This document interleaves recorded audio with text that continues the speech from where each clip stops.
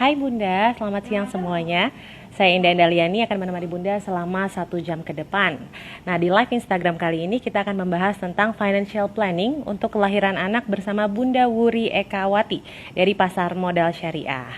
Nah, bunda-bunda yang sekarang mungkin sedang hamil atau baru mau mulai program hamil, nah penting banget nih untuk tahu gimana sih yang cara mempersiapkan biaya melahirkan dari jauh-jauh hari.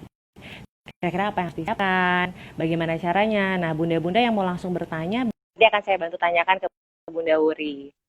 Sambil kita sapa dulu Bunda Wuri ya. Halo Bunda Wuri. Hai Indah, mohon maaf tadi sempat terputus. Gimana? Iya, Iya. udah jelas ya sekarang ya? Oke, udah jelas ya. Oke, Ya, oke. Bunda, halo. ya Mbak Indah. Mungkin bunda-bunda di rumah Halo. kayaknya udah nggak Ya. sabar nih Bun untuk tahu gimana sih tentang perencanaan keuangan untuk sebelum melahirkan. Nah, itu gimana tuh Bun? Mungkin bisa Ya, kasih short introduction gitu ya, sedikit tentang boleh, itu. boleh. Ya, jadi perkenalkan dulu, aku Wuri, ibu dari bunda dari 3 orang anak, dan Sama dong. alhamdulillah laki-laki. Iya, laki-laki Oh iya, semua, aku jagoan juga. semua. Mungkin pada kesempatan ini lebih ke sharing kali ya Mbak Indah ya. Iya, iya. Sharing apa yang memang pengalaman aku juga pribadi dan mungkin bisa nanti kita kombinasikan dengan teori-teori yang ada ya, yang banyak kan Betul, betul, orang betul. mungkin bisa di googling lah ya teori-teorinya. Nah, Iya. apa itu mungkin perkenalan singkat saya. Terus kemudian, nah ini berbicara tentang apa namanya melahirkan lah ya. Arti apa namanya? Maksudnya financial planning untuk kebutuhan Planning, ya. kelahiran. Ah, betul. Betul. Nah, yang namanya perencanaan itu kan untuk perencanakan sesuatu kita tuh harus tahu yang pertama kebutuhannya kan Mbak Indah ya. Oke, Maksudnya ya. kita harus tahu dulu nih kebutuhannya apa sih, caranya gimana? Kita daftarin nih kebutuhannya, kita bikin kayak semacam list. List gitu ya, Misalkan Bun ya. semisal nih masih pasangan baru nih, masih hangat-hangatnya nih kan. Ah, komunikasikan tuh sama suami, bikin list bareng. Misalkan yang dibutuhkan apa sih dari mulai hamil, mungkin periksa kandungan ya setiap sekian bulan gitu kan. Terus kemudian nanti juga ada yang namanya proses persalinan, dan pasca persalinan juga kan harus ada yang dipersiapkan ya untuk mungkin dari sisi kebutuhan ibunya, terus kemudian untuk nanti bayinya keperluannya gimana gitu kan. Nah, setelah Oke. kita tahu nih daftar-daftarnya, kita bikin list, daftar itu, kita tahu. Tapi selain listnya, kita juga harus survei nih, Mbak Indah, harusnya survei harganya. Oh, jadi di list dulu, Misalkan, habis itu survei harga. betul. Jadi setelah di list, misalkan contoh satu adalah biaya periksa bulanan ya ke rumah sakit. Kita Ya. survei itu kan sekarang survei mungkin nggak harus datang ya, kan Mbah Google juga ada ya, tinggal kita berselancar ya di Mbah Google ya.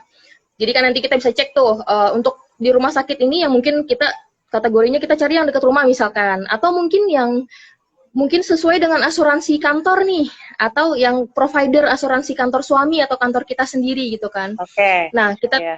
kita cek harganya, terus kemudian juga untuk persalinan nanti berapa biayanya itu kan, baik yang normal maupun sesar seperti apa, terus kemudian nanti apa namanya, dan perintilan-perintilan lain setelah pasca melahirkan. Nah ini juga nggak sedikit ya Mbak Indah ya. Misalkan Pastinya. nih, contoh ada yang namanya kan biasanya termasuk keluargaku sendiri ya, itu ada yang namanya upacara 40 hari ya. 40 hari. Betul, itu kan juga butuh butuh dana juga Iya, ya iya, iya. biasanya ya.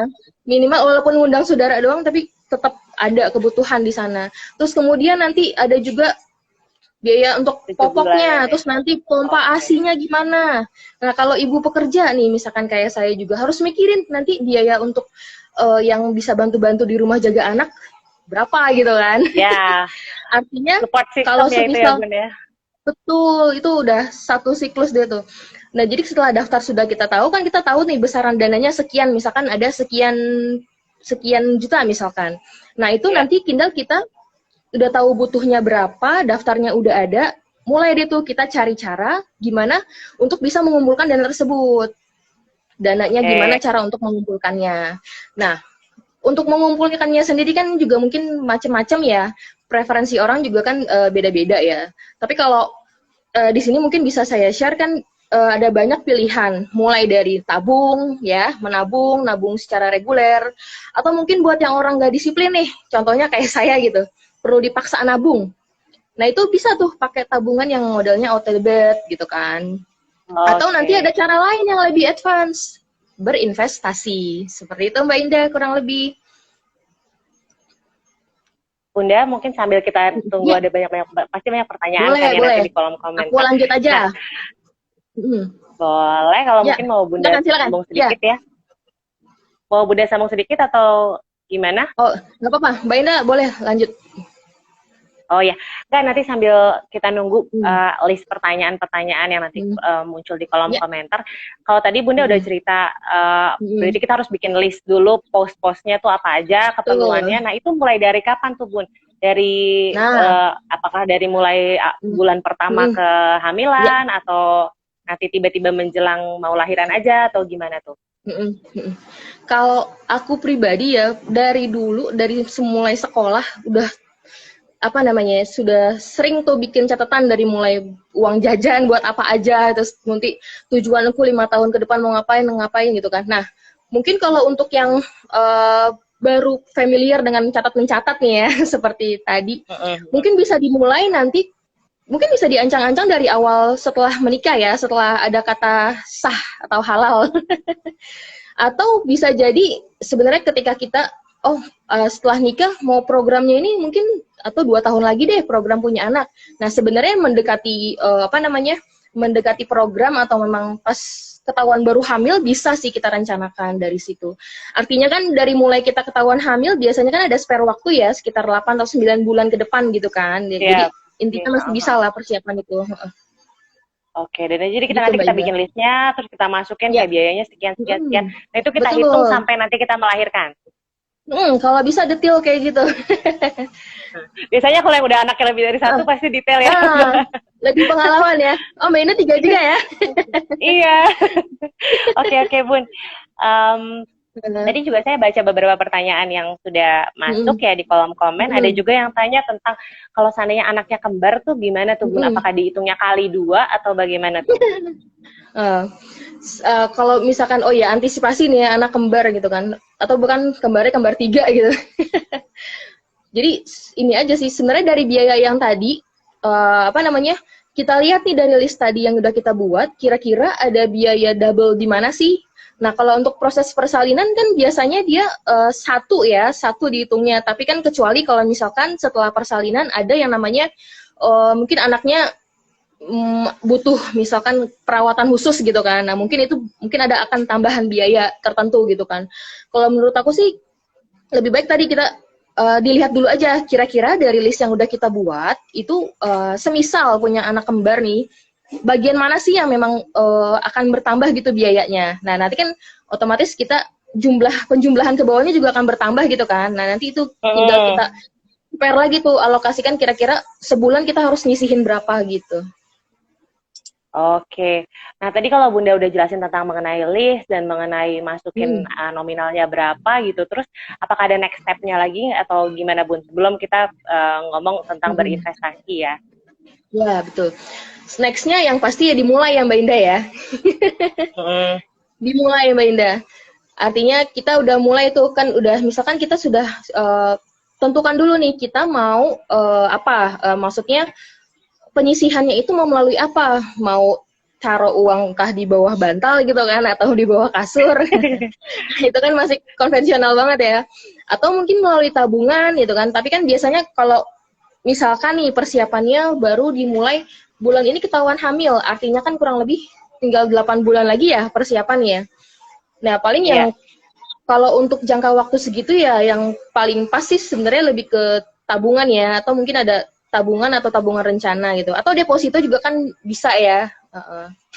Oh, Itu jadi sih Mbak memang udah Indah. harus kita simpan ya, benar-benar kita simpan Betul, ya Bun ya, dan benar-benar betul. jangan sampai kepake gitu ya untuk Iya. pengeluaran-pengeluaran yang lainnya. Mm, Oke, mm, tadi ada pertanyaan dari Bunda mm, Tesaci. Saya baru mm, mau melahirkan anak kedua, sedangkan anak mm, pertama sudah masuk PAUD. Bagaimana tipsnya dalam mengatur finansial? mm. Ya, balik lagi sih kalau rumusnya ya untuk misalkan ada perubahan kayak tadi gitu kan, tadinya kita udah nyaman nih dengan kondisi planning kita, keuangan planning kita untuk anak satu gitu kan, tiba-tiba positif hamil gitu kan, atau mungkin memang udah direncanakan Iya. gitu anak kedua. Kalau pengalaman saya sih, biasanya saya bikin ulang lagi, list lagi tadi, balik lagi ke rumus awal lagi, buat lagi list, kira-kira kebutuhannya berapa, misalkan untuk tadi PAUD gitu kan, akan berapa sih biaya yang akan kita keluarkan gitu kan, misalkan untuk uang pangkalnya, atau mungkin biaya bulanannya, betul.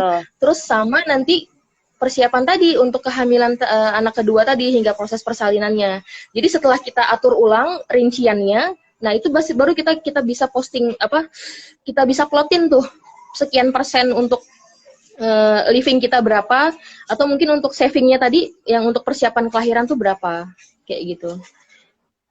Untuk dan biasanya boleh lanjut. Dan biasanya itu kan kalau untuk ibarat financial planning itu ada beberapa rumus kan ya, yang mungkin para ahli juga sering share ya di Google, banyak lah bisa kita ini. Ada yang bilang ada rumusnya 50, 30, 20, 20, 10 gitu kan. Atau mungkin ada rumus lainnya yang 20, 30, 40 gitu kan. Nah itu gimana tuh Bun maksudnya Bun, rumus-rumusan ini? Jadi tadi itu, ketika nanti kita ada perubahan nih dalam kehidupan kita, misalkan kita nambah anak tadi, kita hitung ulang lagi kebutuhan kita berapa.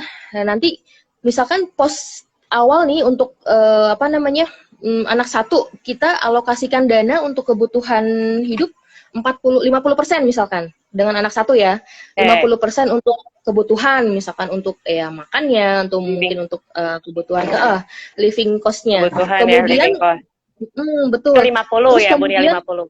Misalkan itu 50. Nah, nanti 30 itu mungkin buat cicilan-cicilan gitu kan. Ya biasanya kan pasangan muda ya suka cicil rumah atau mobil. Nah, 20-nya itu misalkan untuk investasinya atau nabungnya. Nabung untuk mungkin salah satunya bisa termasuk untuk biaya melahirkan tadi. Nah, ketika kita sudah selesai tadi melis kebutuhan terbaru ya dengan kehidupan baru yang akan menjelang anak kedua, otomatis kan nanti akan perubahan biaya ya. Nah, mungkin nanti settingan rumus tadi bisa diatur ulang. Misalkan living cost kita ubah menjadi 40%. Artinya kan nanti mungkin akan ada penghematan-penghematan ya untuk living cost kita. Nah, nanti kita tambahin tuh untuk persentase alokasi untuk si investasi atau tabungannya diperbesar. Kayak gitu. Oke. Jadi bunda-bunda nggak usah khawatir kalau memang ketika dibagi-bagi itu kayak, oh ternyata yang buat dana melahirkan ini masih kurang gitu ya Bun ya. Tapi kayak nanti pelan-pelan bisa dialokasinya bisa diatur lagi gitu kan. Yang tadinya 50% mungkin jadi 40% gitu. Karena kalau kita hitung budgeting kan kita stres sendiri kan ya Bun. Aduh, gimana nih kok kayaknya kurang aja gitu kan. Nah mungkin kayak kalau di plotting berapa persen, tapi ditulis aja dulu, nggak usah khawatir gitu ya Bun ya. Nanti pelan-pelan diolah sendiri gitu. Dikurangi dari sini, masukin ke sini. Kalau udah ditulis enak, kita main puzzle nanti. Bunda, kan mungkin karena adanya pandemi ini kan juga banyak juga yang mungkin kepala keluarganya yang kena dampaknya ya, atau mungkin dari bundanya itu sendiri juga dari sisi perekonomian juga terkena dampaknya dari pandemi ini kan. Nah terus kan kehamilan di era pandemi kan juga meningkat kan jumlahnya kan ya Bun ya, yang kita tahu kan. Betul. Kehamilan dan kelahiran gitu. Jadi kira-kira di rumah ya. Kiatnya kira-kira gimana tuh Bun untuk menghadapi yang seperti itu gitu, karena kayaknya sih sekarang ini mungkin bunda-bunda juga sedikit worry ya tentang masalah finansialnya ketika tiba-tiba dihadapkan dengan kehamilan dan juga dengan pandemi. Dan juga yang kita tahu kan dengan kelahiran dengan di era pandemi ini kan juga biayanya nambah kan ya Bun ya. Ada biaya tambahan untuk APD dari pihak rumah sakit, seperti itulah pokoknya. Terus harus di swab test dulu kayak gitu kan. Jadi kan ekstra lagi nih gitu. Jadi tips dari Bunda apa? Ya, pastinya jangan terlalu worry banget ya, karena kan nanti bakal efeknya ke anak ya. Ke anak. Artinya ibu hamil yang pertama harus tetap happy gitu kan, apapun kondisinya ya. Nah, yang kedua tadi berarti untuk saat kita nanti mencari tadi daftar kebutuhan tadi, artinya kan berarti harus disesuaikan ya dengan yang kondisi saat ini. Berarti nanti biaya-biaya yang tadi kita cari tuh, misalkan untuk persalinan, sekarang dengan versi pandemi kayak gini berapa sih di sana gitu kan. Nah, atau mungkin apa namanya ketika memang ya ini udah cari nih, kita cari nih misalkan kita bisa manfaatkan misalkan biaya kelahiran yang memang minim budget, misalkan kita punya asuransi dari kantor gitu kan ya, atau dari kantor suami, atau mungkin bunda sendiri kerja gitu kan, itu mungkin bisa meminimkan budget tuh ya kan. Atau mungkin bisa jadi ini apa namanya, kayak misalkan intinya sih kita apa namanya tadi lihat lagi kebutuhannya ya kan, untuk persalinan dari versi pandemi ini berapa, dan mungkin nanti alokasinya bisa tuh kita perbesar di apa namanya dana itu kayak gitu. Oke, jadi pokoknya yang penting tenang dulu ya Bun ya, di list Ya. dulu semua pengeluarannya. Mumpung masih ada waktu kan untuk persiapan gitu ya. Untuk pengeluaran melahirkan itu biasanya kita diambil dari pos dana darurat atau gimana sih Bun? Kalau untuk biaya kelahiran, ya kalau sebenarnya sih kalau bisa di luar itu ya Mbak Indah ya. Jadi memang harusnya adalah pos sendiri apa namanya dari penghasilan kita per bulan gitu kan. Misalkan 10 atau 10% aja sebenarnya udah bagus tuh untuk per bulannya gitu kan. Tapi itu di luar dana darurat. 10% Tapi 10% dari penghasilan. 10% dari penghasilan. Ya. Iya betul Mbak Indah. Berdua gitu ya. Penghasilan, ya kalau misalkan joint income lebih bagus lagi kan, jadi lebih besar kan. 10% untuk dana kelahiran misalkan. ya Bun ya. Kalau bisa sih seperti itu di luar dana darurat ya. Tapi nih, semisal memang tidak memungkinkan, misalkan ini udah maksimal banget nih ternyata kita cuma sanggup misalkan nabung itu 10% itu untuk biaya lahiran normal. Tapi ternyata pas faktanya gitu ya, pas hari H-nya ternyata harus sesar gitu kan. Nah, itu mungkin bisa sih kita mau ya gimana lagi gitu kan, daripada kita harus utang gitu kan, lebih baik kita manfaatkan dulu dana darurat yang kita punya. Makanya itu pentingnya dana darurat di situ sih Mbak Indah. Oke, cuma kan dengan adanya pandemi ini kan mungkin ada juga yang tiba-tiba saat dana daruratnya dipakai sana buat berinvestasi gitu loh Bun. Kan karena kan pada nggak tahu juga kan kalau kedepannya ternyata income-nya juga terkena dampak gitu kan dari pandemi gitu. Jadi gimana tuh Bun untuk bunda-bunda yang sekarang ini mungkin lagi di kondisi hamil, terus juga dana daruratnya sudah dipakai mungkin untuk berinvestasi dan gitu ya. juga iya, dan juga jadi ini kan jadi DP kan biasanya gitu kan ya Bun ya. Dan juga sekarang ini juga punya ibaratnya kayak cicilan entah KPR atau apa gitu loh Bun. Apakah harus minta relaksasi dulu atau gimana? Kira-kira saran dari Bunda apa? Bisa sih kalau misalkan apa namanya kita mau minta relaksasi gitu kan, misalkan untuk relaksasi cicilan atau apa memang karena terdampak gitu kan. Atau bisa jadi kita lihat dulu nih dari internal rumah kita sendiri. Kira-kira ada nggak sih barang berharga yang memang bisa nih kita jadikan andalan kita. Misalkan contoh kita, bunda punya emas nih simpanan gitu kan. Biasanya kan bunda-bunda suka nih perhiasan gitu kan. Nah mungkin itu bisa tuh digunain untuk minimal bisa digadai dulu kan. Emasnya itu bisa digadai dulu, mungkin bisa sebagai dana untuk tambahan tadi untuk proses kelahiran. Atau mungkin ada barang lain yang mungkin tidak terpakai nih di rumah nih, tapi bisa untuk dijual misalkan. Contoh di rumah ada sepeda listrik nih tapi nggak pernah dipakai gitu kan. Lah mendingan kita jual aja semisal memang dibutuhkan. Artinya kita lihat dulu di internal rumah kita ada nggak sih aset-aset yang bisa kita gadai atau mungkin kita jual gitu kan untuk sementara waktu ini.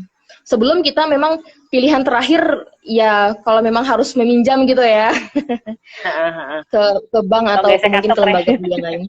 Iya, ya itu dia, itu udah paling akhir banget lah. Iya, jangan sampai kita jangan sampai nanti habis melahirkan malah ini kan kita malah nambah pusing gitu. Iya. Belum lagi nanti kan anak juga butuh nanti namanya susu, sekolah ya dan segala macamnya. Betul Bun. Bunda ada pertanyaan dari Bunda Cutik Laridatur. Kalau ada yang harus dipangkas, idealnya anggaran apa sih yang pertama harus ditekan atau dikurangi supaya dana melahirkan cukup tanpa harus ngutang? Hmm. Nah, apa Hmm. tuh Bun yang harus dipangkas dari semua list Ya. pengeluaran kita gitu? Yang pertama itu kan apa namanya? Kalau dari kalau dari apa namanya? Dari living cost kita ya. Terkadang kan ada tuh ada yang mungkin keluarga kalau misalkan seminggu sekali ke mall gitu kan. Eh, Nah, mungkin apa namanya itu bisa tuh salah satu untuk dana-dana untuk playing ya istilahnya ya, untuk rekreasi, mungkin sekedar apa namanya jalan-jalan ke mall gitu kan. Nah, mungkin itu bisa salah satunya yang kita kurangi, kita pangkas dan kita alokasikan menuju tadi untuk biaya proses kelahiran. Bisa jadi juga selain tadi dana untuk playing, mungkin dari cost living kita yang mungkin kadang kita suka makan jajan gitu ya. ya makan di Jajan. luar ya Bun ya. Apalagi kan sekarang mungkin nggak makan di luar ya, tapi kayaknya ojek online selalu datang ke depan rumah Gojek. gitu kan, ngantar makanan. Nah, mungkin itu bisa tuh dikurang-kurangin dengan kita mungkin bisa masak sendiri gitu kan ya. Bahkan lebih sehat jadinya kan, lebih higienis gitu. Mungkin itu Mbak Indah salah satunya tuh yang bisa sedikit-sedikit kita pangkas lah tuh. Dan Jadi juga dari hati-hati dana, tuh gimana dana-dana hati-hati untuk Bun? playing, terutama untuk dana dari untuk playingnya ya, untuk yang ibaratnya dana happy-happy lah ya. Oke. Jadi Bunda yang harus dipangkas duluan adalah dana buat happy-happy. Ah, Sementara iya. waktu. Sementara waktu minimal sampai pandemi ini selesai deh. Alokasikan semua untuk apa namanya kebutuhan utama ya. Oke, Bunda ada pertanyaan lanjut dari Bunda Zika. Berapa persentase budget? Oh ini udah tadi. Hmm. Dari Miss Wulan, sorry. Hmm. Berapa dana yang harus kita siapkan atau tabung per bulan untuk persiapan kelahiran di luar biaya kontrol ke dokter kandungan? Itu dia tadi apa namanya kurang lebih sih 10% ya 10% dari ya apa Bun ya? namanya penghasilan kita. Tapi idealnya bisa 20%, tapi kan semua balik lagi ya ke kondisi dari keuangan masing-masing kita ya. 10% juga udah bagus sih sebenarnya. Tapi ya itu tadi rutin dan jangan tergoda ya untuk dipakai. Bunda kalau tadi sempat Bunda Ya. sempat mention mengenai investasi itu terakhir kan, yang tadi Bunda bilang ya alternatif terakhir adalah ya investasi dulu sebelum kelahiran anak. Nah bentuk investasinya itu seperti apa sih Bun yang harusnya bisa diterapkan di bunda-bunda di rumah kira-kira? Ya, investasi itu macam-macam kan gitu ya. Maksudnya untuk mungkin bisa yang familiar itu emas kali ya. Bisa emas gitu kan. LM gitu ya Para Bun? ibu. Jadi kayak beli apa? Bisa Beli LM logam gitu ya? mulia bisa. Betul, betul. Caranya juga kan sekarang gampang ya. Dari mulai dicicil juga udah bisa gitu kan. Ada yang namanya tabung emas juga dan udah macam lah. Pokoknya terbuka lebar akses untuk ke sana. Nah, bisa juga selain emas tapi kan kalau emas itu ibaratnya kalau cuman kita untuk biaya kelahiran kan waktunya sebenarnya kurang dari 1 tahun gitu kan ya. Iya. Nah kalau emas kan mungkin kurang pas gitu karena kan kalau dalam 1 tahun kita udah jual lagi ya mungkin bakalan nggak terlalu berasa gitu untungnya. Nah mungkin selain dari tadi aset untuk investasi emas itu bisa juga mungkin ke yang namanya ada produk di pasar modal Mbak Indah. Bisa berinvestasi di pasar modal, betul. Nah itu nanti ada mungkin pernah dengar nih, pernah searching mungkin di Google ya, ada investasi reksadana.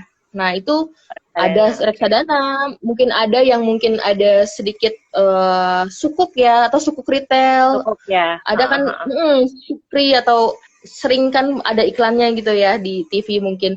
Ada juga yang namanya saham. Nah itu untuk mungkin yang level-level yang udah agak advance ya. Kayak gitu. Nah, kalau tapi itu bukannya biasanya jangka panjang ya, Bun ya? Ya, maksudnya betul. saya kayak Untuk kan sementara kita kurang dari setahun ya, berarti betul. harus cairkan dananya itu kan betul. buat melahirkan. Betul. Nah, itu tuh gimana tuh, Bun? Betul. Iya tadi. Jadi untuk pemilihan penempatan dana melahirkan tadi, itu tadi kita ya harus pilih-pilih juga gitu kan. Yang pertama, yang pasti dananya aman gitu kan ya. Yang kedua, mungkin dananya liquid, artinya sewaktu-waktu bisa kita ambil gitu kan ya. Nah, di produk investasi sebenarnya itu nggak semuanya jangkanya jangka panjang. Ada juga yang jangka pendek, Mbak Indah. Jadi kalau misalkan saya boleh urut tadi itu, reksadana itu Gimana bisa gimana Bun kita urutannya? gunakan. Untuk reksadana itu bisa tuh Mbak Indah.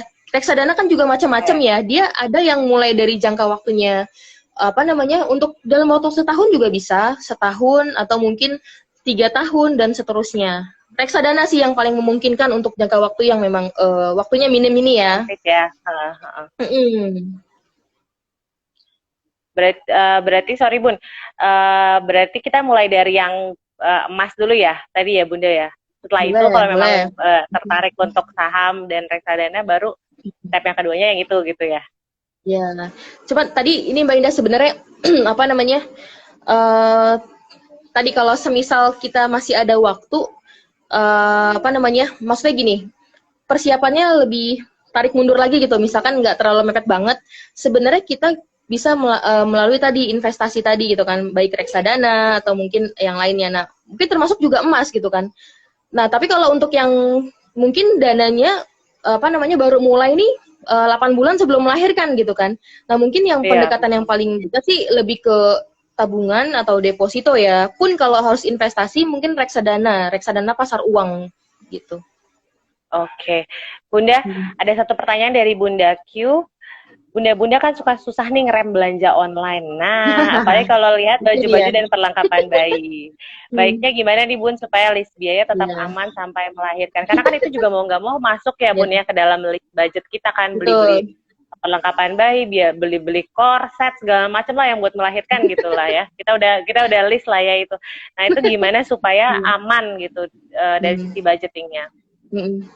Kalau pengalaman aku, yang pertama jangan terlalu banyak download di Play Store apa ya aplikasi-aplikasi Apps-apps marketplace belanja ya. ya. Ya benar-benar. Mungkin satu atau dua cukup udah, karena itu godaannya luar biasa. Nah, tips yang kedua ya pasti tadi balik lagi yang namanya kita ngelis kebutuhannya apa aja sih. Dan ingat loh, apa namanya?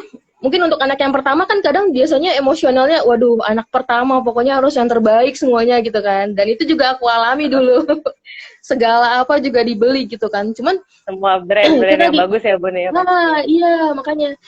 Ya jadi balik lagi tadi, kita harus bener-bener list yang namanya, apa namanya, yang paling pokok apa sih yang dibutuhkan. Dan itu pun nggak usah banyak-banyak gitu kan. Misalkan untuk popok gitu kan, mungkin 2 lusin cukup gitu kan. Karena toh juga anaknya nggak mungkin lama-lama kan bayi itu bakal cepet gede banget gitu kan. Artinya kita yang pasti balik lagi buat list lagi apa aja sih yang memang menjadi yang wajib kita beli gitu kan, bukan yang kita butuhkan, bukan yang kita inginkan gitu loh Mbak Indah. Jadi yang Oke, dibutuhkan Mbak Indah kuncinya, bukan bukan ya. yang diinginkan. Oke, Karena kan oke, kalau oke. diinginkan apa aja juga kita beli gitu kan, padahal pas sudah kita sampai rumah, oh ini kayaknya nggak butuh-butuh amat, dan bahkan mungkin dalam waktu sebulan juga udah nggak kepake gitu. Benar, benar, Nah, benar. cara Oke, mungkin bisa ditambah lagi Mbak Indah. Bisa jadi juga gini, semisal ini anak pertama, mungkin ada saudara ya atau adik kita atau kakak kita yang habis melahirkan juga yang mungkin jarak anaknya nggak terlalu deket gitu ya.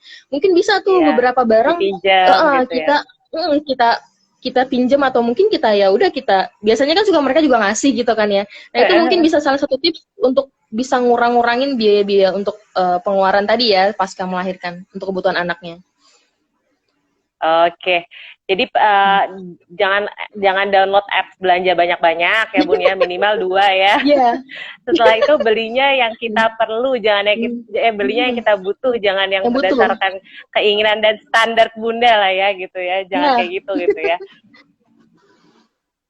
Bunda ada pertanyaan lagi nih selanjutnya dari Bunda Nina Chan. Kadang kan proses melahirkan itu kan harus sering jajan biar nggak stres Bun. Nah, gimana sih caranya mengurangi perasaan ingin senang-senang demi menabung untuk anak? biasanya Gimana berkah tuh ibu Bun? hamil tuh, iya, biasanya berkah ibu hamil biasanya malah banyak yang ngasih makanan loh. Kalau misalkan memang apa namanya ya nggak ini juga sih ya, kita juga kan pernah hamil ya Mbak Indah ya. Pengennya Iya. tuh macam-macam gitu kan. Cuman ya tadi balik lagi aja, kita harus bener-bener apa namanya punya apa ya tekad yang kuat lah intinya. Karena apa namanya kebutuhan si baby ini ke depan nggak cuman pas saat melahirkan ya dan saat persalinan gitu kan, tapi ya itu tadi butuh nanti kita juga pendidikannya seperti apa gitu kan, karena kan kita pengen mendidik mereka menjadi orang yang berkualitas gitu kan ya. Jadi pegangannya sih itu aja sih, kedepannya untuk anak tuh seperti apa. Nah mungkin itu bisa jadi salah satu yang bisa kita rem ya untuk apa ya, keinginan-keinginan yang mungkin nggak diperlukan ya, bisa dibatasi lah intinya, termasuk Oke, tadi ya jajan-jajan. buat menghilangkan stres ya Bun ya. Ya, ya tapi nggak Bunda, jajan, nggak boleh juga nggak sama sekali sih ya. Kan kata orang tua kan katanya kalau nggak dituruti nanti anaknya ileran. ngiler. Mitos deh. Mitos deh. Bunda Wuri, ini ada pertanyaan lagi nih dari Ya. Bunda Rizky Zakiah. Bunda, Oh Uti mau iya. tanya dong, gimana caranya kalau kita mau punya sukuk dan reksadana, lalu seberapa menguntungkannya dalam jangka pendek? Lalu bisa dimulai dari nominal berapa sih? Oh, luar biasa nih, berarti Bunda Rizky Zakia tadi ya? Bunda Rizky ya? Iya, Bunda Rizky Zakiah. Nah, ini sepertinya teman kuliah saya nih. Berarti beliau nih udah sangat advance ya, karena udah tahu tuh beberapa produk investasi. Tadi pertanyaannya yang mungkin yang untuk bagaimana cara mulainya gitu Mbak Indah ya? Tentang kalau seandainya kita mau punya sukuk dan reksadana, kira-kira Mm-mm. seberapa Caranya gimana? menguntungkannya dalam jangka pendek, Mm-mm. terus mulainya Oke. dari nominal berapa, Bun? Ya, kalau untuk jangka waktu sebenarnya dari sukuk, antara sukuk sama reksadana itu lebih untuk jangka waktu 1 tahunan itu mungkin lebih memungkinkan reksadana. Nah, untuk mungkin yang lebih Oke. 3 tahun ke atas itu bisa untuk sukuk gitu kan ya, karena kan kebanyakan sukuk itu jatuh temponya 3 tahunan gitu kan ya. Mm-mm. Nah, itu untuk mungkin untuk jangka waktu. Artinya kalau misalkan mau investnya dalam waktu yang dekat, dalam waktu setahun, mungkin reksadana itu yang lebih tepat. Mungkin reksadana juga ada macamnya, banyak macamnya gitu kan ya. Nah, mungkin yang tepat untuk jangka waktu 1 tahun itu ada namanya istilahnya reksadana pasar uang. Reksadana Reksadana pasar pasar uang. uang yang dia menginvestasi apa namanya, portofolionya itu adalah deposito-deposito nih di bank-bank, Mbak Indah. Makanya dia jangka Ya, waktunya bisa dalam waktu jangka waktunya lebih jangka dekat lah ya waktu yang dibanding singkat. betul, lebih singkat, betul. Terus kemudian untuk nominal sendiri reksadana, mungkin banyak yang memiliki persepsi ya untuk berinvestasi, apalagi di pasar modal itu mahal gitu kan. Nah itu Mm-mm. sebenarnya itu udah salah besar Mbak Indah. Sekarang bahkan ya di salah satu marketplace yang terkenal di Indonesia ini, reksadana itu udah bisa dijual di sana dan dengan nominal yang hanya 10.000 Mbak Indah. Oh, oke, jadi starting dari Betul. 10.000 gitu ya. Dengan nominal 10.000 udah tinggal klik-klik kayak kita belanja online, itu ada di salah satu marketplace kita. Oh, oke. Kayak gitu. Jadi memang nggak susah Artinya ya Bun ya, dan nggak perlu ya, harus ngerti finance banget gitu ya buat ya, bisa ya. Untuk ngerti mungkin itu next step ya, tapi yang pertama kan untuk berinvestasi kita harus tahu tujuan kita dulu ya Mbak Indah ya. Yang ya pertama mungkin lebih jauh lagi sebelum tujuan kita mau apa, kita mungkin harus tahu dulu nih apa namanya, kondisi keuangan kita seperti apa. Nah, semisal kondisi kita dana daruratnya masih juga pontang-panting gitu ya, maksudnya belum punya dana iya. darurat sama sekali, kalau saya sih menyarankan kita lebih apa namanya, tambah dulu dana darurat, amankan dulu dana darurat. Minimal kan mungkin kurang lebih 6 sampai 12 kali ya kebutuhan kita per bulannya. Semisal dana darurat sudah diamankan, barulah kita beralih ya untuk berinvestasi seperti itu. Bunda, ada pertanyaan lagi dari Bunda Ya. Anissa. Lebih baik kita menabung di emas, saham, atau uang tunai sih Bun kalau untuk persiapan melahirkan? Nah, kalau nabung ya, kalau misalkan itu kan berarti kan jangka waktunya lebih dekat ya. Mungkin kita asumsikan dia apa, nabungnya kurang dari 1 tahun gitu ya. Nah, Ya, ya. dari produk yang tadi disebutkan, emas, apa tadi, saham ya. Emas, saham, atau uang tunai? Deposito gitu Nah, kali itu maksudnya. mungkin lebih yang pasti untuk yang jangka waktu singkat itu ya deposito atau tabungan ya. Karena kan kalau Deposito atau tabungan ya Bun? betul, kalau emas itu mungkin baru kerasa apa ya, selisih nilai jualnya mungkin 3 tahun ke atas ya. 3 tahun ke atas. Kalau untuk yang apa namanya saham apalagi gitu kan, mungkin dia untuk jangka panjang banget biasanya. Kalau yang LM Kalau LM untuk itu yang gimana, Bun? oh Beli logam logam mulia ya. mulia. Nah, untuk logam mulia sebenarnya sekarang caranya juga udah banyak gitu kan. Ya, ya, Mulai dari kita beberapa bank kan juga punya tuh layanan cicil emas ya. Cicil emas tuh cicil LM. Misalkan kita punya uang hari ini kita beli hari ini dengan harga emas mungkin di harga 850.000 misalkan. Nah, kita kunci tuh harga hari ini. Kita beli 10 gram, artinya kan kita ada 8.500.000 gitu kan ya. Nah, itu biasanya kita bisa cicil tuh dengan harga hari ini gitu kan. Harga emas kan setiap hari juga berubah-berubah ya. Iya. Nah, itu banyak sekarang layanan-layanan di bank, ada yang namanya cicil emas, tabung emas pun ada sekarang di Pegadaian tuh udah ada juga. Macam-macam kok. Menurut Atau Bunda Wuri, kalau dari kondisi sekarang ini, kalau yang untuk yang LM dan lain sebagainya itu kira-kira akan menguntungkan atau enggak untuk bunda-bunda sekarang, Bun? Di kondisi yang sekarang ini kalau ya. Karena sebenarnya balik lagi Mbak Indah, tujuannya kita mau apa namanya invest atau beli LM itu untuk apa gitu kan. Kalau semisal memang tujuannya untuk jangka panjang, misalkan 5 tahun ke depan gitu ya, itu ya. oke banget itu. Oke banget Mbak Indah. Bisa kita apa namanya mulai dari sekarang gitu. Tapi kalau tadi balik lagi kalau untuk memang jangka waktu yang dekat, kurang dari 1 tahun, menurut saya sih ya masih kurang pas kalau untuk beli LM. Oh, jadi Untuk better dijual lagi maksudnya ya dalam waktu kurang dari ya. setahun.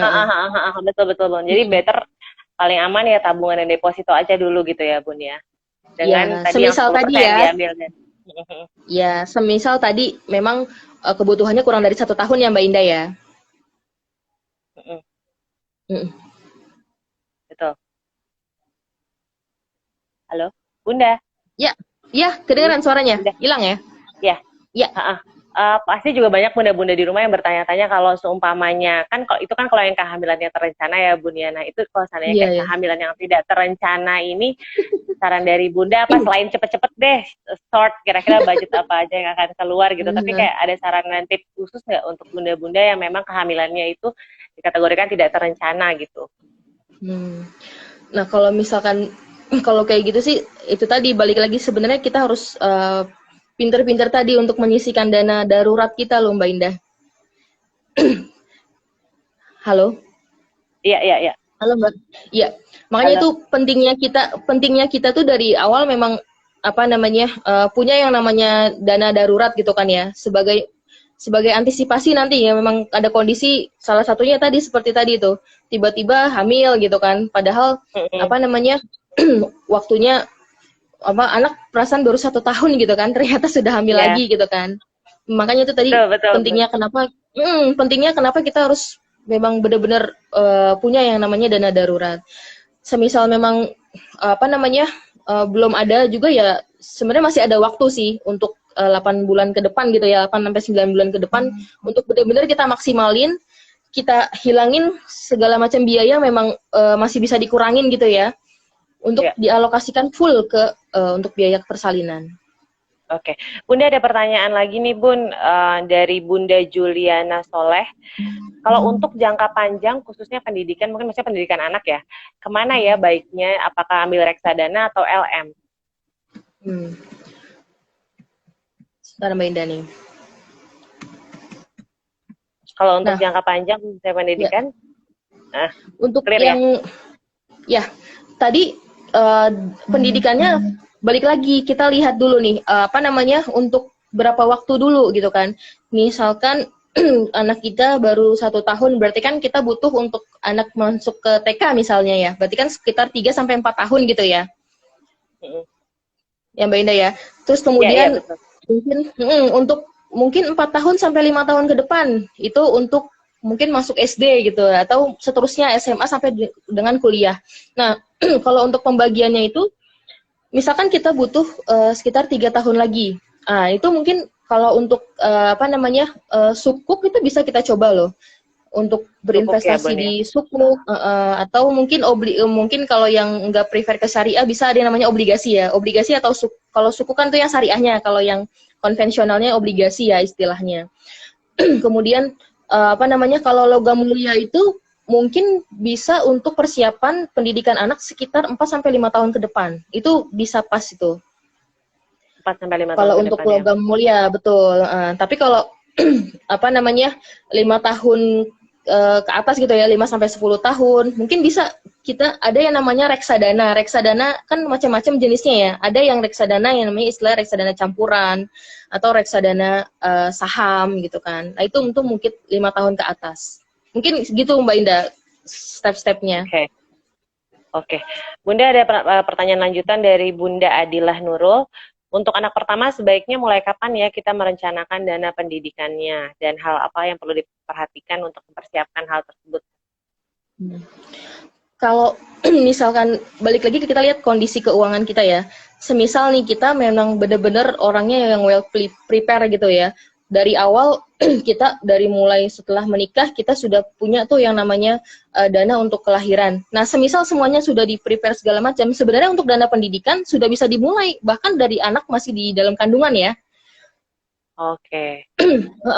Bisa mungkin kan macam-macam ya jenisnya, bisa ada tabungan pendidikan, mungkin ada istilahnya asuransi pendidikan. Nah itu mungkin macamnya bisa banyak. Artinya sedini mungkin bisa dimulai Mbak Nurul Adilah ya. Apa namanya, ini calon ibu nih kayaknya. Itu bisa dimulai kok dari mulai kita belum melahirkan, udah bisa disetting dari awal. Artinya kan lebih luas lagi kita ya untuk memilih apa namanya kira-kira produk apa nih yang kita mau ambil gitu kan. Kalau dari income kita pribadi gitu Bun, berapa persen sih yang harus kita sisihkan untuk dana pendidikan? Kalau dari yang tadi, rumus yang tadi 50, 40, 30, 20 ya, 50, biasanya kan dana pendidikan itu masuk ke salah satunya ke living cost ya. Ke living cost kita Mbak Indah. Nah, mungkin dari situ, kalau dari, misalkan taruh kita living cost-nya 50% ya, dari total penghasilan per bulan kita. Nah, dari 50% itu mungkin bisa 10% kita alokasikan khusus memang untuk pendidikan. Oke. Jadi sekitar 10% ya Bun ya? Bun, tapi ya itu tadi balik lagi Mbak Indah ya ke kondisi keuangan masing-masing ya. Mungkin bisa juga yang memang living cost-nya bisa ditekan seminim mungkin, dana pendidikan bisa ditambahin, bukan cuma 10% ya, bisa lebih dari itu. Oke, Bun mungkin bisa sedikit diulang karena mungkin banyak juga bunda-bunda yang baru join kan mengenai yang proporsi tadi tuh 50, 40, 30, 20 tuh boleh dijelasin lebih lanjut terkait mengenai itu. 50-nya apa, 40-nya apa gitu. Karena pasti banyak yang baru join ketinggalan tentang itu. Jadi pembagian tadi itu merupakan salah satu rumus dari alokasi anggaran gitu kan ya. Dan memang penerapannya sebenarnya bisa beda-beda di masing-masing rumah tangga ya. Nah, tapi kalau misalkan mungkin kita bisa ambil rumus untuk alokasi anggaran itu 50 bisa juga 50 untuk biaya hidup, 30% untuk gaya hidup kita, dan 20% untuk tabungan. Itu bisa. Atau bisa jadi metodenya ada yang 40 untuk living cost atau kebutuhan hidup, 30-nya itu mungkin untuk cicilan-cicilan, 20% itu mungkin untuk bisa dialokasikan untuk anggaran masa depan kita, dan 10% mungkin untuk yang apa namanya mau zakat segala macam gitu ya, bisa itu disisihkan. Jadi itu Mbak Indah, semua sih bergantung tadi dalam kondisi keuangan masing-masing ya, karena kan beda-beda sih untuk penerapannya. Tapi yang pasti jangan lupa ada alokasi, jangan semua pendapatan kita tuh kita alokasikan untuk living cost. Iya kan? Harus ada nabung ya, Bun ya. Sisanya untuk nabung atau investasinya, dan sedikit lah untuk playing ya, biar happy juga kan.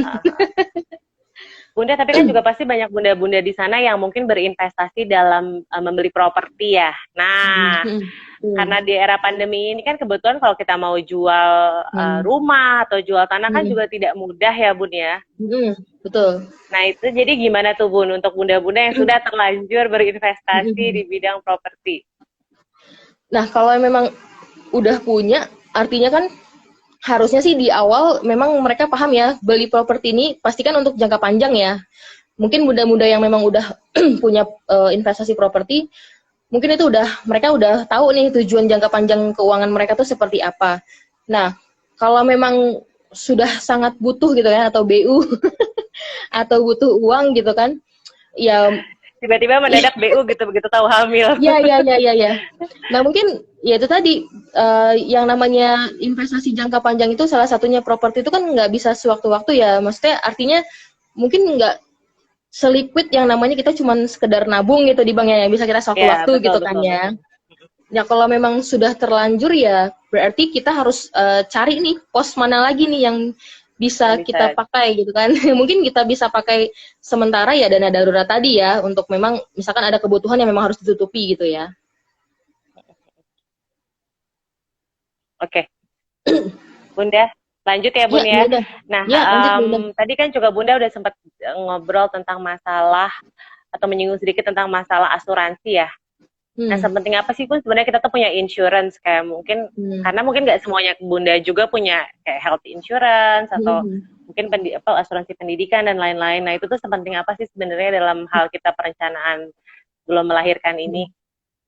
Nah, kalau untuk setelah melahirkan biasanya itu yang paling penting itu asuransi jiwa ya. Asuransi jiwa dari kita yang orang tua. Karena kan kita ya namanya ada juga asuransi jiwa itu kan lebih kayak menjamin ketika memang ada apa-apa sama kita orang tua gitu kan ya. Menjamin apa? Ya, Menjamin tadi supaya anak kita tetap bisa menjalankan kehidupannya lah ya sesuai baik. dengan yang kita harapkan gitu kan. Nah, itu Betul. penting banget gitu kalau menurut aku ya asuransi jiwa. Dan yang kedua mungkin bisa ke asuransi pendidikan yang memang lebih prepare untuk mengalokasikan dana pendidikannya ke sana. Tapi ya semua tadi balik lagi bergantung pilihan kita sih. Bisa juga dana pendidikan kan selain asuransi juga bisa ya. Mungkin ke apa namanya melalui investasi tadi, ada banyak produk investasinya atau mungkin dari tabungan juga boleh juga. Kayak gitu sih Mbak Indah. Yang menurutku sih yang dua itu sih yang krusial ya untuk apa namanya kita sebagai Jiwa ya. para orang Asuransi tua jiwa dan kesehatan. jiwa jiwa kesehatan dan mungkin nanti terakhir pendidikan mungkin bisa milih ya bisa pendidikan untuk mungkin asuransi bisa pakai asuransi pendidikannya atau mungkin melalui tabungan juga bisa sih atau investasi. Oh, oke. Hmm. Bun, tambahan nih pertanyaan. Setelah melahirkan, apakah perlu menyiapkan dana darurat khusus anak? Kalau sekarang kan kita siapin dana darurat nih buat melahirkan. Nah, kalau seandainya nanti setelah melahirkan, apakah kita perlu bikin dana darurat khusus nggak? Tapi untuk anak kita.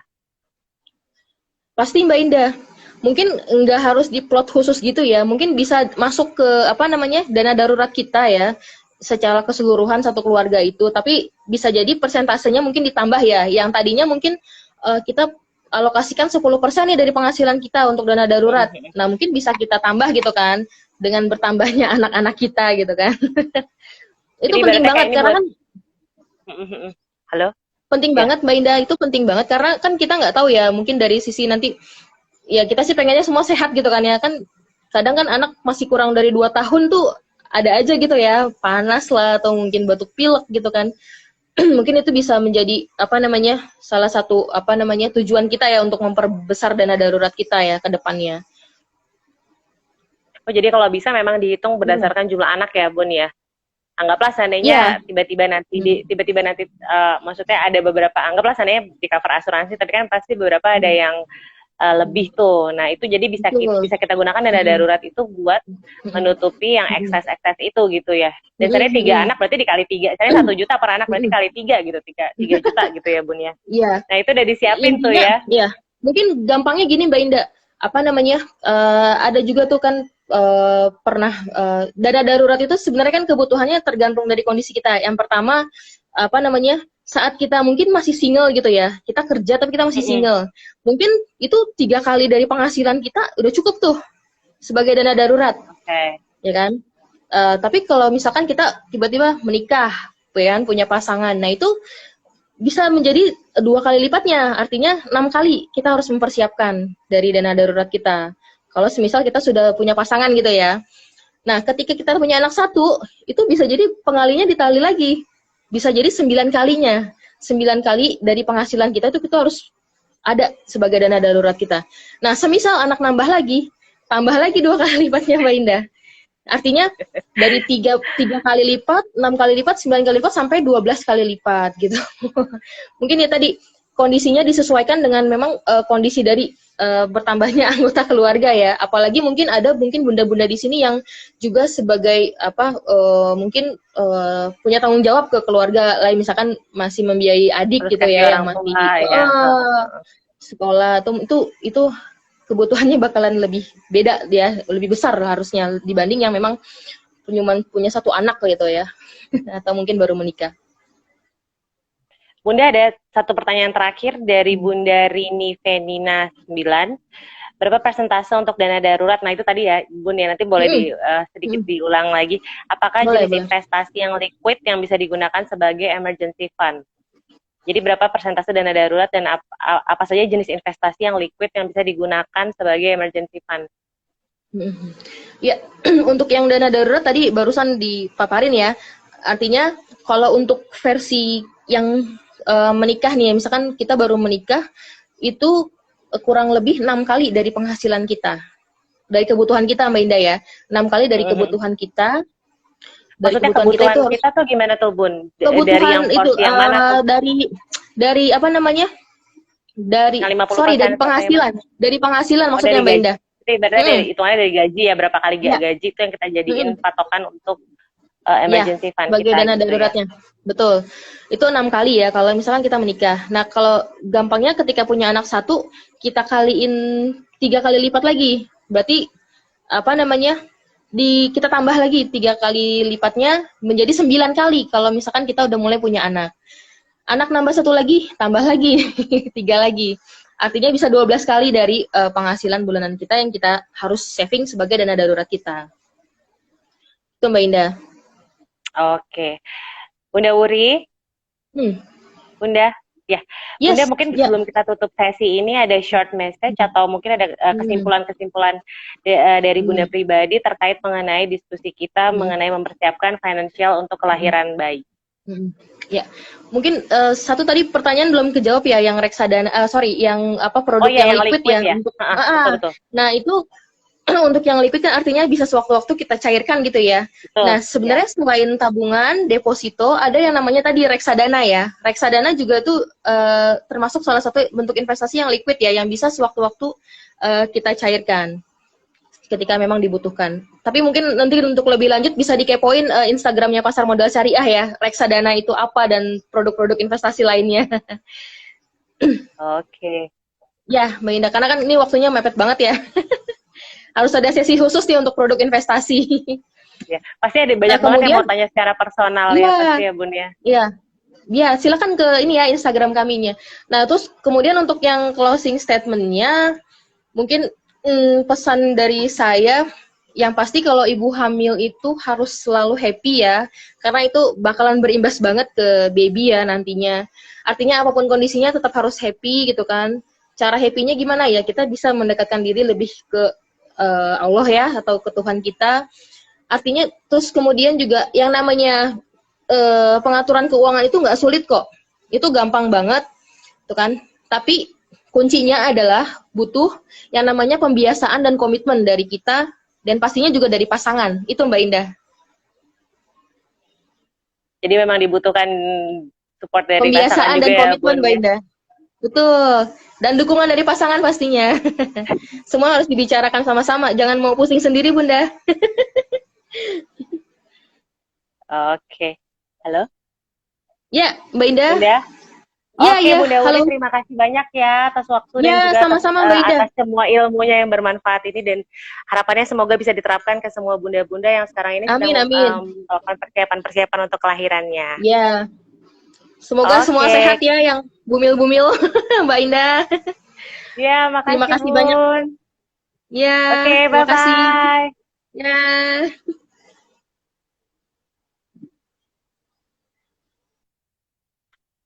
Oke Bunda, berikut adalah perbincangan kita kepada Bunda Wuri terkait mengenai perencanaan untuk kelahiran kita dari sisi finansialnya. Semoga kedepannya bisa diterapkan. Saya Indah Daliani undur diri. Terima kasih sudah nonton live-nya. Hai Bunda, sampai jumpa.